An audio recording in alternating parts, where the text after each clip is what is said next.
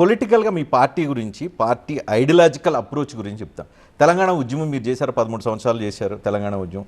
ఉద్యమంలో చేసిన తర్వాత, అధికారంలోకి వచ్చిన తర్వాత ఉద్యమంలో చేసిన వాళ్ళని చాలామందిని పక్కన పెట్టి బయట పార్టీల నుంచి అదుపు తెచ్చుకున్న వాళ్ళందరూ మీ చుట్టూ కూర్చోబెట్టుకున్నారు. మీరు అధికారం పోయి సంవత్సరన్నర కాలంలో వాళ్ళ మంది చాలామంది వెళ్ళిపోయారు. సో ఇప్పుడు మళ్ళీ తెలంగాణ ఉద్యమంలో ఎవరైతే పనిచేశారో వాళ్ళని మళ్ళీ తిరుగుతూ ఉన్నారు, వాళ్ళతోనే ఎక్కువ పార్టీ నడిపిస్తూ ఉన్నారు.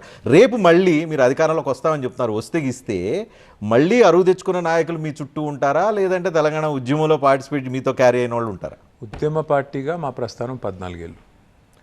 2014లో కేసీఆర్ గారేమీ చాటుమాటుకు చెప్పలేదు, ఓపెన్గా ప్రెస్ మీట్ పెట్టే చెప్పారు. మేము ఈ రోజు నుంచి ఫక్తు రాజకీయ పార్టీ, మేము ఇతర రాజకీయ పార్టీలు ఎట్లా నడుస్తాయో మేము కూడా అట్లే నడుస్తాం. ఆయన ఏం చాటుకు చెప్పలేదు, ఓపెన్గానే చెప్పారు.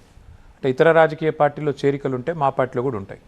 ఇతర రాజకీయ పార్టీలు ఏ రకంగా బిహేవ్ చేస్తే మేము అట్లే బిహేవ్ చేస్తామని చెప్పాం, అట్లే చేసాం. దానిలో భాగంగా ఇతర రాజకీయ పార్టీల నుంచి కూడా నాయకులు చేరారు. ఇవాళ 2 ఎలక్షన్లు, 3 ఎన్నికలు ఎదుర్కొన్నాం.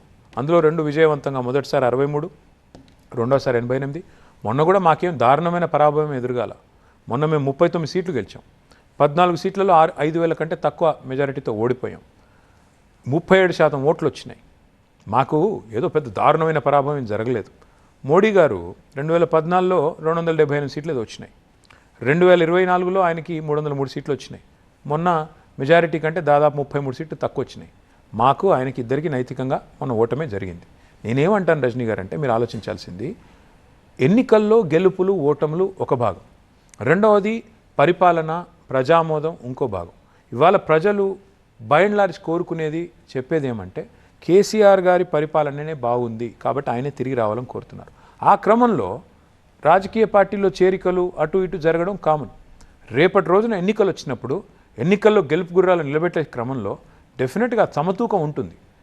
మొదటి నుంచి ఉన్న వాళ్ళు ఉంటారు, కొంతమంది మధ్యలో వచ్చిన వాళ్ళు ఉంటారు, కొంతమంది చివరిలో వచ్చిన వాళ్ళు ఉంటారు.